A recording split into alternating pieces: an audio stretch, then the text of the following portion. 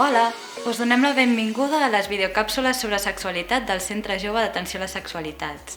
Jo sóc la Mireia, sóc tallarista del centre i en aquest vídeo us parlaré sobre la menstruació o regla i també parlaré d'alguna informació falsa que gira entorn al tema.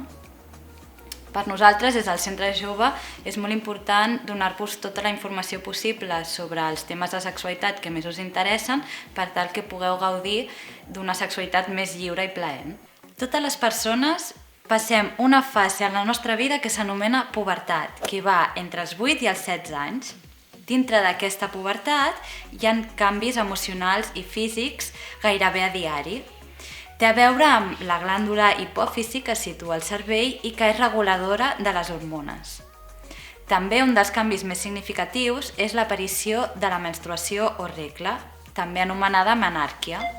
2 anys abans de la menàrquia, de la primera menstruació, el cos ens dona senyals, com és l'aparició del botó mamari, el pèl púbic o el flux vaginal. Que ens arribi la primera menstruació significa que entrem al període fèrtil i esdevenim cícliques. Esdevenir cícliques significa que sobretot passarem d'un pol més d'obertura, d'ovulació i de fertilitat a un pol de més recollida i que té a veure amb el sagnat i la menstruació.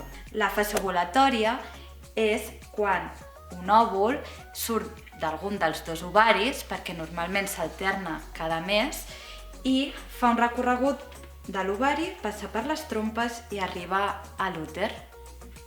També té a veure amb la mucosa de l'endometrio, una mucosa que es crea dins de l'úter i que va patint canvis morfològics durant el cicle. De fet, l'endometrio és la majoria del sagnat que anomenem menstruació. A part de l'òvul, també és l'expulsió de l'endometrio. És ben curiós que anomenem regla a la menstruació quan resulta que la menstruació és la regla de les menys regles, perquè des de la menàrquia, la primera menstruació, els cicles, els primers anys, pot variar i fer-se més curts o més llargs. I també el sagnat pot canviar de menys abundància, de color, pot anar de rosat a més cafè, o la textura pot ser més aigualit o pot ser més granulós. Per recollir el sagnat, la menstruació, tenim diverses opcions. Poden ser els tàmpacs, les compreses de teles i també la copa menstrual. La copa menstrual, a part de que és una opció ecològica i menys dañina pel nostre organisme, com funciona? Està feta de silicona i hi ha diferents tamanys, de més petites a més grans, i la seva col·locació té a veure amb fer-la més estreta per tal de que passi dintre de la vagina. Un cop dintre la vagina es col·loca per si sola i recull el sagnat. És important que observem el nostre cos per tal de que coneguem aquelles senyals que ens donen indicacions de quina fase del cicle estem, si a la fase ovulatòria o a la fase menstrual.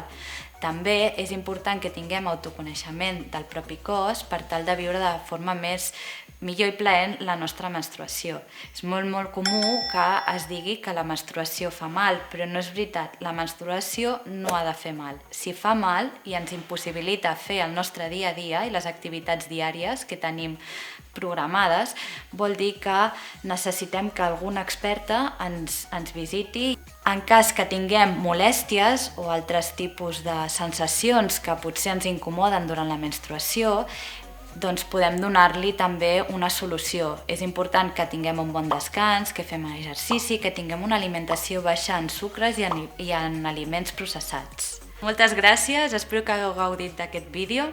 Per més informació podeu entrar al nostre web centrejove.org. Fins aviat!